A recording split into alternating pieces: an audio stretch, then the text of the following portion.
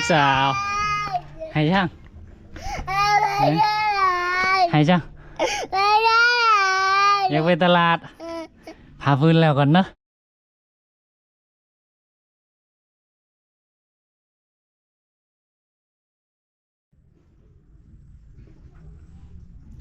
สบายดีและสวัสดีบรรดาแม่พี่น้องมดสุภุสุคนอีกตืมเส้นเก่าเส้นเคยเนาะก็พอดีเฮากะกลับจากทางฝั่งประเทศไทยเนาะมาอยู่ทางฝั่งลาวได้เกือบเดือนแล้วแหละเนาะแต่กับบ่ได้ถ่ายเกี่ยวกับวิถีชีวิต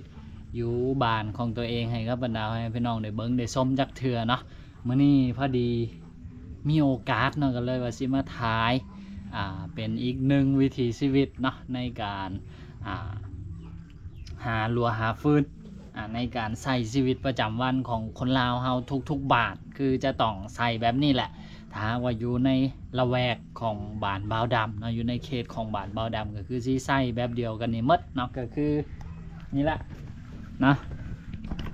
ฟืนพี่น้องเนาะฟืนคืออยู่บ้านของบ่าวดำเนาะในการใส่หุงต้มอาหารเนาะเป็นเสื้อเพิงก็คือสีใส่อันนี้แหละพี่น้องเนาะไม้มาผาเฮ็ดเป็นอันน้อยๆจังสิซึ่งบ่าวดำเอิ้นว่าฟืนเนาะบ้านบ่าวดำเอิ้นว่าฟืนซึ่งประโยชน์ของมันเนาะก็คือใส่หุงต้มอาหารทุกสิ่งทุกอย่างอยู่ในห่ออยู่ในเฮือนเนาะนับตั้งแต่หนึ่งข้าวเหนียวเนาะแตงกินว่าสิเป็นอ้อเป็นแกงเป็นปิ้งเป็นเมี่ยงเสียนะเนาะก็คือมาจากฟืนนี่ทั้งหมดเนาะนี่แล้วก็มื้อนี้เฮาสิมาผาฟืนตัวนี้เนาะทอนบักกิ่งใหญ่พี่น้องเนาะซึ่งอุปกรณ์ที่ใส่ในการผาก็มีขวานนี่นะพี่น้องเนาะขวานอันหนึ่งอันเดียวคือจบเลยถ้าว่าเป็นฟืนใหม่แบบนี้เนาะอันนี้เป็นไม้ซักเนาะพี่น้องบ้านบ่าวดำนี่เอิญเป็นไม้ซักคือความจริงไม้อันอื่นนี่ดีว่าไม้ซักหลายเนาะแต่ว่าโดยความที่ว่าไม้อันอื่นมันสอกยากนะแล้วก็พอดีอยู่เฮือนของเฮาเนาะก็คือมีไม้ซักอยู่เนาะอันนี้บ่แน่ใจว่าทางฝั่งไทยเนี่ยเอิญไม้ไม่ยักหรือว่าอาจสิเป็นไม้ซักทองที่เขาจะเว้ากันบ่อันนี้บ่แน่ใจเนาะคืออยู่บ้านของบ่าวดำบางคนนะที่มีไม้ตัวนี้ก็คือเอามาเฮ็ดฟืนเฮ็ดนั่นก็มีนะคือจังเฮือนของบ่าวดำนี่แหละบางครั้งบางคราวก็เอามาเฮ็ดฟืนจังสิเนาะเพราะว่าราคาของมันนะมันบ่ได้สูงเท่าบ้านใดเนาะคือแบบต้นนึงถ้าว่าเป็นต้นใหญ่ๆจังสิเนาะขายกันก็อาจสิประมาณ1,000 กว่าบาท 2,000 บาทนี่แหละเนาะกะสิอยู่ประมาณนั้นแต่ว่าเอามาเฮ็ดฟืนนี่มันกะกลุ่มโดนพอสมควรเนาะเกือบปีพุ่นละเนาะต้นนึงนะแล้วบัดที่นี้ถ้าว่าเฮาสิไปเอาฟืนไปเลาะเอาลัวเอาฟืนนี่นะถ้าเฮาไปเลาะเองนี่มันมีให้นี่ก็ดีนะแต่ว่าช่วงหลังๆนี่ก็เลาะเองนี่ก็ยากแล้วส่วนหลายก็คือสิอาศัยซื้อกันซึ่งซื้อก็แบบมันก็ค่อนข้างที่ว่าจะราคาสูงเนาะซื้อฟืนนี่ก็ขั้นแต่หากว่าเที่ยวหนึ่งก็ประมาณ1-2 ล้านเซิงมาไล่เราก็เพอมันอาจจะแพงว่าไม้ซักต้นหนึ่งซับนะอันนี้ก็เลยเอาไม้ซักนี่มาเฮ็ดเป็นฟืนแทนนะพี่น้องเนาะนี่เดี๋ยวเฮาก็สิมาผาฟืนตัวนี้ละเนาะจากอันใหญ่ๆพี่น้องให้มันกลายมาเป็นอันน้อยๆจังซี่เนาะเพื่อที่ว่าสิเอาไปใส่แบบหุงต้มอาหารตั้งอยู่ครัวกินในหอในเฮือนของเฮาเนาะก็คือนี่ละก่อนที่ว่าสิมาเป็นจังซี่ก็คือมาจากท่อนใหญ่ๆจังซี่ก่อนนะพี่น้องเนาะเดี๋ยวเฮาไปจัดการพาตอนนี้พร้อมๆกันพี่น้อง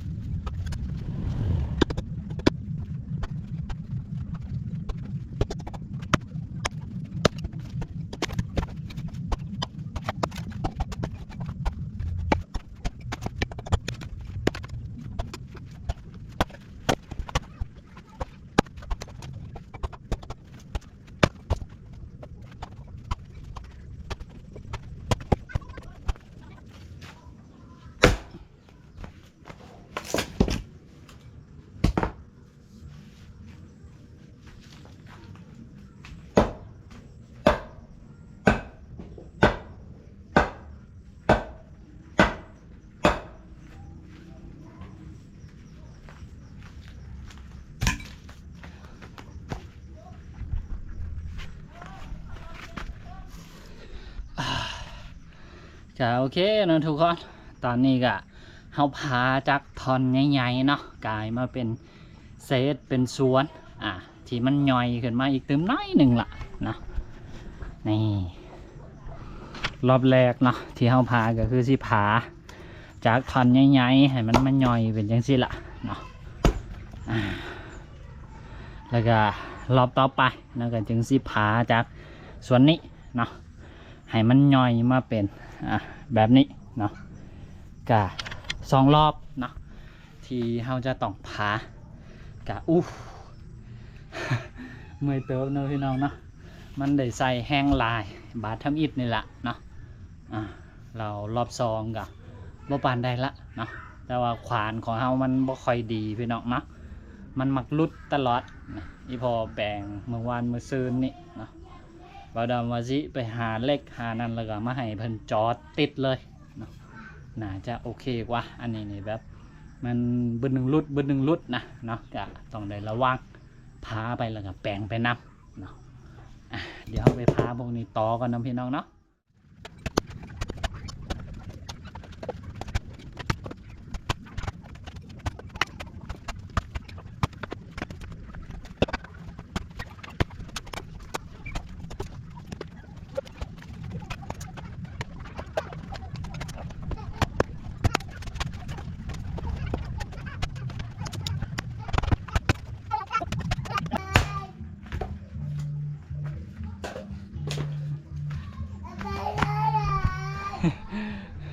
นะพี่น้องพอดีกำลังพาเฟิร์นอยู่ลูกสาวให้ช่างให้ช่างอยากไปตลาด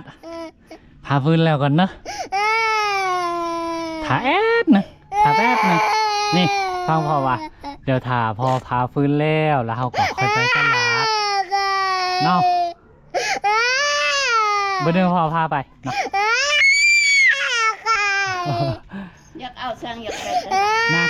นั่งอยากไปตลาดไปเอาช่างเฮ้ยน่ะไปตลาดไปเอาช่างว่าพอฟังเบอร์อยากกินขนม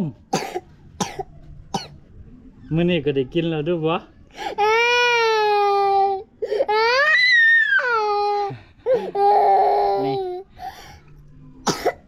แม่กินขนมลายเขาก็บ่มีเงินแต่ป้ากับแม่ก็ได้ไปทำงานอยู่ไทยแถมกินมื้อละน้อยเอ้าเนาะมื้อนี้นั่งได้กินทั้งแล้วเด้กินอูเดกินขนมเดแน่ก็กินแล้วเด้อ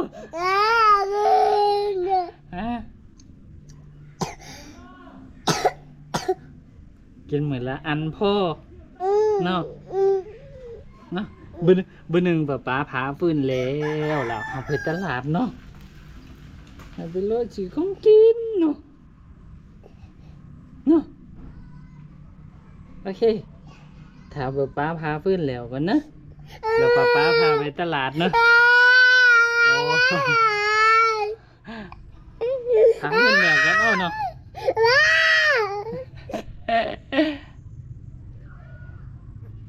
เวียกไปแล้วแต่ดู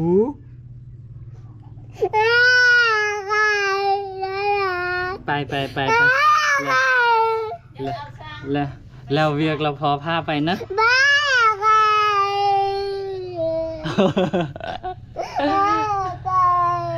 ไปแล้วเวียกเราพอพาไปนะ